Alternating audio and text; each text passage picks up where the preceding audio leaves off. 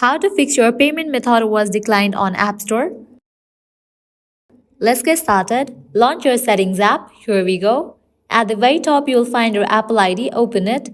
Now head towards the option of payment and shipping. Open it. Now you have to remove your payment details. Once you do that, head back. Go to this option of sign in and security. Open it. Click on the option change password. Now type in new password for your account and click on change. Once you change your Apple ID password, head back. Click on the option of sign out.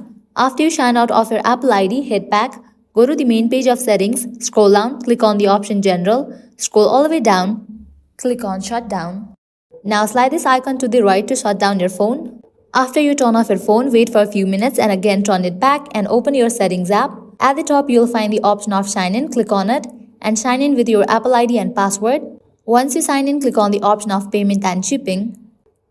And now you can type in your payment details and with that your problem will be fixed. So this is how you can fix your payment method was declined on App Store. If this video was helpful, don't forget to like, share and subscribe. Thank you.